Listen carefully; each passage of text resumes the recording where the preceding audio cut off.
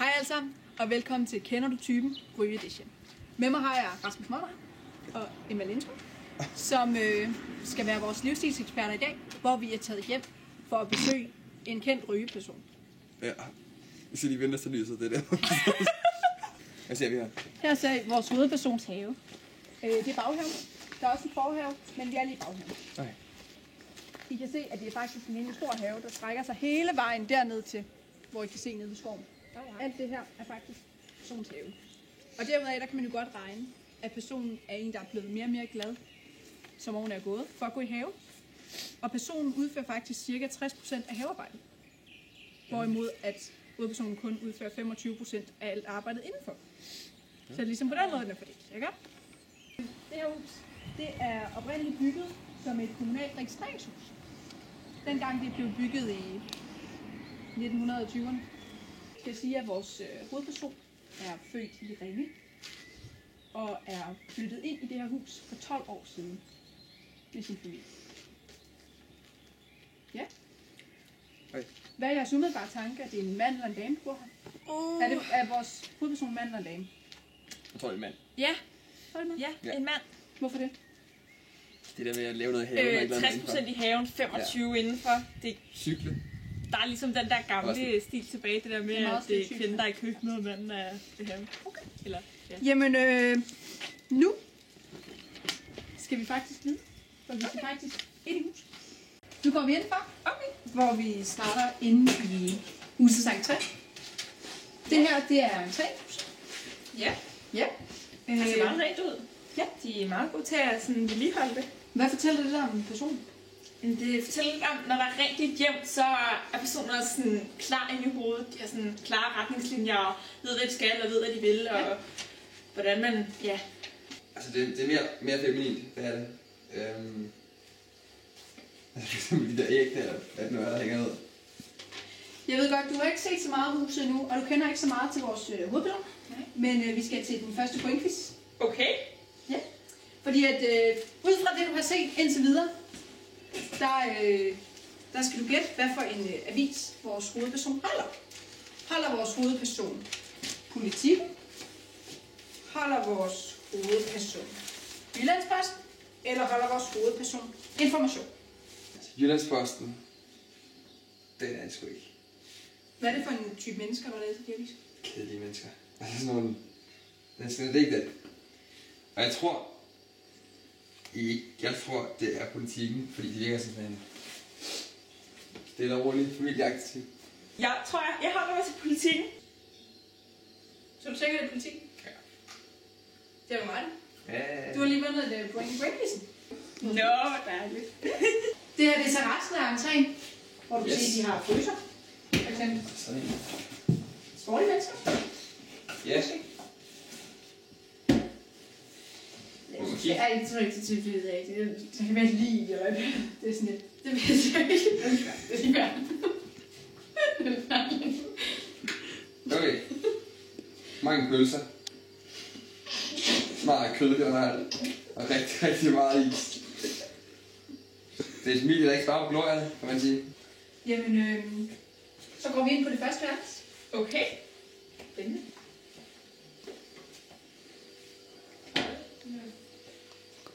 Og her bor vores hovedpersons ene barn. Jeg er lidt i tvivl om kønnet på det her barn. Fordi der står både herresko, men der er også negligé. Altså, der står ikke sådan her andre steder. Det er specielt. En rigtig meget bøsebajer herinde. Rekorder lige... Også lidt øl.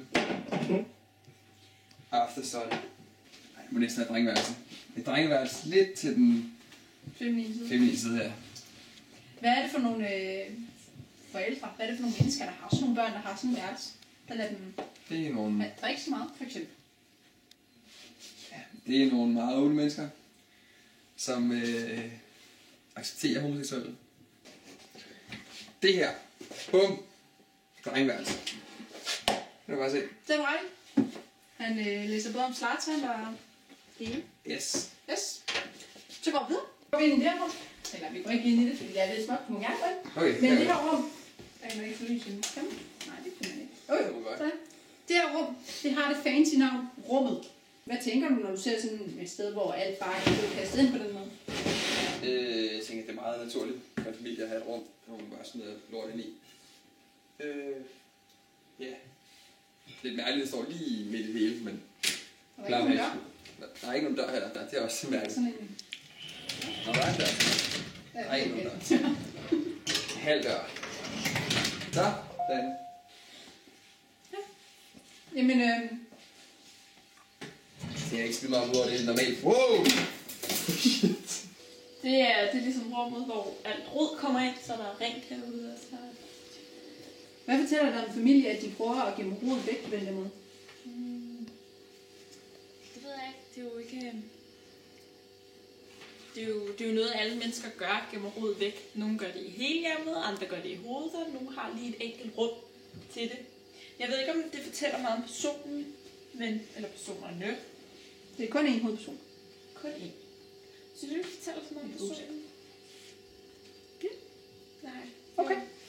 Og nu går vi så ind i det næste rum. Ja da. Det er familiens køkken. Mm-hmm. Hvad er dine umiddelbare tanker, når du sådan lige ser det her? Det er mit køkken. Eller ikke min forældres køkken. Der er meget hyggeligt med konfirmationsting. Og jeg mest konfirmation faktisk. På køleskabet. Okay.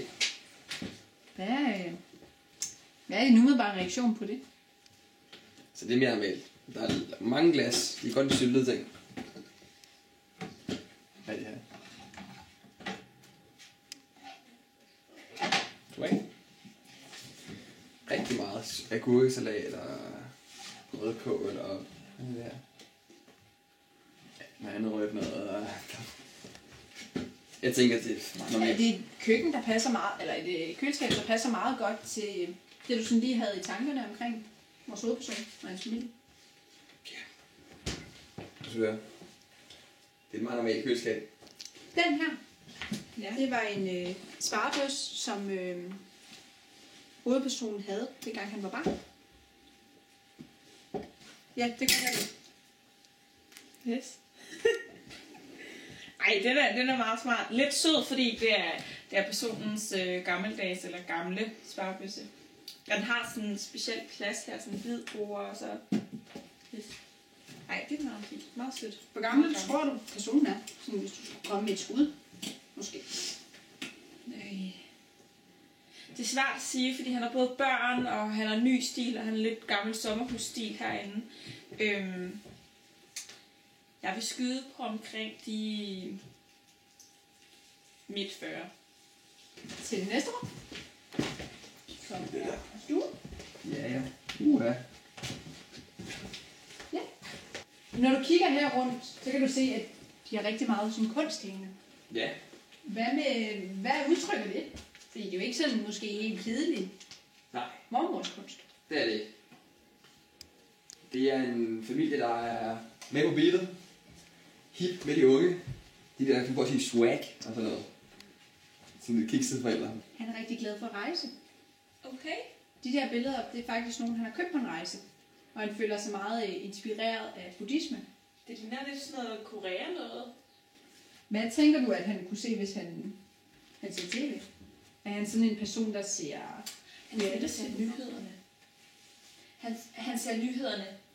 Og en gang imellem for at følge med i de unges verden, så kunne det godt være, at han lige så sådan en enkelt klip Paradise, eller For lækker til love, eller sådan noget. Men ellers er han sådan en, der... Det er nyhederne, tror jeg. Så er jeg også klaver og guitar. Tror du, vores hovedperson kan spille noget musik? Ellers er jeg lidt dårlig køb, kan man sige. Det tror jeg. Hvad tror du, han spiller på? Han spiller nok på klaver. Tror du, han er sådan en habil klaverspiller, eller kan han bare lide en enkelt sang eller to? Nej, det er ikke en sang eller to, tror jeg. Måske kun én sang, som man så viser frem ved hver lejlighed. Jamen, så skal vi til noget spændende. Vi skal nemlig til den anden pointquiz. Okay. Jeg er klar.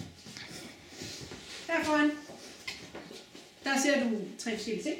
Mm-hmm. Fordi at nu vil jeg spørge dig, hvad for en betalingsmåde vores hovedperson foretrækker.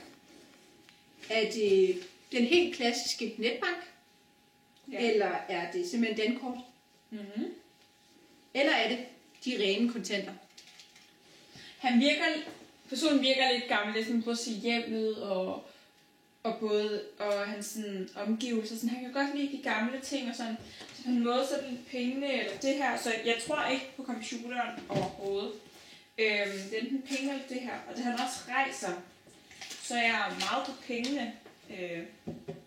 Mindre på kortet, fordi det er sådan noget teknologisk nyopfindende noget. Så jeg bliver med pengene. Jeg tror ikke kontanter. Det tror jeg ikke, det er. Det er alligevel for meget med på bilet til. Så den hedder den her og MobilePay. Du tror simpelthen, han bruger dankort? Og Swift, hvis du skal have det. Og Swift. Det kan jeg fortælle dig, at det gør han faktisk ikke. Okay. Han bruger rent faktisk helst netbank. Okay. Hvad tænker du om det? Det er lidt anderledes, lidt spøjst, lidt uventet. For når man ser hans hjem, så ser jeg meget klassiske ting, meget gamle ting, og så sådan lidt en gammel mand, men som kan lide at bruge netbank. Ja. Jeg synes, vi skal fortsætte. Ude i den her lille gang. Er det crowded? Jeg tænker, at jeg også har en pigefamilie. Det kunne godt være. Eller nogle børnebørn. Så går vi i ovenpå. Så går vi ind på endnu en værelse. Okay. Hold da op. Det er pigeværelse. Sikker? Ja. Sikker på, det ikke bare er en meget åben? det er et pigeværelse. Og også med sådan en lille klør her. Okay. Ja. Det er jo meget typisk pigeværelse. Har sådan en. Hun koster også til ringe og sådan noget.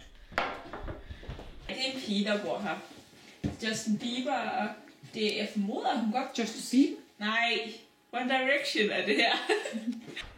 Hvor gammel tror du, at pigen, der bor her er? Den er bare der gæt på. Er det One Direction, det der? Ja, det er det vist. Emma troede, det var Justin Bieber. Okay, så vil jeg skyde på den allerbedste alder. 14 år. Hun er 11, 12, 13 år. Jeg kan sige, at landeren er træt, så det var ikke Så det var rimelig godt. helt forkert skud. Så synes jeg lige, at vi skal kigge ind i huset sidste år. Nemlig badeværelset. Som er det lidt større, der Ja. bliver vist frem, når der er for eksempel gæster. Det er igen en sjov stil herinde. Jeg kan ikke lige forstå, hvorfor der ikke er flere tandbørster. De har åbenbart kun de 2 tandbørster nede i. Ja, det er lidt mærkeligt, men som sagt, han har nok kun 2, der børster tænder. Emma, Ja. vi skal lige til den sidste pointquiz, Okay.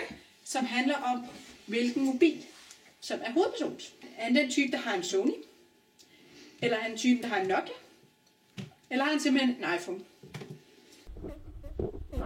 Jeg tænker, det ikke er den her. Fordi at den er bare sådan lidt gammeldags i det. Det er en familie, der er med på måden, ikke?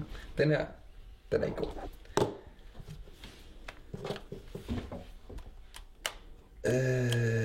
Jeg tror, det er iPhone. Hvorfor? Det er bare lækkert. Han kunne godt have en iPhone. Og jeg kan også se, at den er en iPhone 5. Men jeg holdt mig ved Nokia. Du tror simpelthen, han har en Nokia? Ja. Det er han ikke. Han har nemlig en iPhone. En iPhone 5. Okay. Der var heller ingen point til dig der. Så skal vi til det endelige afgørelse. Nu skal du gætte, hvem hovedpersonen er. Ja, ja. Og vi har 3 forslag. Okay. Hvor du så skal gætte, hvem det er. Ja. Er vores hovedperson, som vi i dag har været hjemme og besøge, er det Jesper Nielsen? Eller er det Lars Rindum? Eller er det Torben Rasmussen? Ja.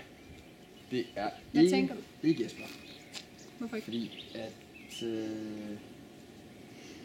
så god stil har Jesper ikke. Altså, han har da ikke lige ud af Kobo. Det tror jeg ikke. Hvis hun laver en anden sport end at cykle, Jeg var en retning i Jesper. Og så har der været resten, og altså, jeg ville tro, at det var Torben. Men så igen, kan Torben stå på hænder? Det er et spørgsmål. Det har jeg set Lars gøre. Ja, det skulle man ikke tro, han kunne. Ja. Jeg synes, det virker meget Torben-agtigt. Ja. Det bliver en Torben herfra. Du tror simpelthen, det er Torben? Ja. Og det er det endelige svar? Ja. Kom med et gæt. Hvem skulle det så være? 60% i haven og 25 i køkkenet, eller 20 i køkkenet var det. Jeg skyder sgu på Torben. Du tror simpelthen, det er Torben? Ja. Så er vi nået til vejs ende i programmet. Det har været fedt at være med. Og Emma Ja. og Rasmus. Mm. I gættede faktisk begge to på Torben Rasmussen. Ja. Og det kan jeg altså afsløre for jer, at det er faktisk Torben, der bor i dette hus. Mm-hmm. Her bor han sammen med sin kone Birgitte, deres søn Emil, deres datter Nana og deres mindre datter Martha. Okay, hun er bare ikke ved værelse. What the fuck? Det så jeg nok bare ikke. Er det Nana eller Martha? Nå, okay, Nå. det er fint. Ja. Og det er min kone. Ja. Ja. Og det fører os frem til, at vi ifølge pointquizzen, der fik Emma et rigtigt point. Hvorimod at Monrad, han fik 2 point. Mm-hmm. Og derfor er vi nået frem til konklusionen, at du er simpelthen aftens vinder. Nej! En sejr! Jeg er meget lykkelig. Tak. Ja. Og... Kom. Godt. Tak fordi I har været med i vores dejlige program. Vi håber, I vil med en anden gang. Det vil det nok ikke.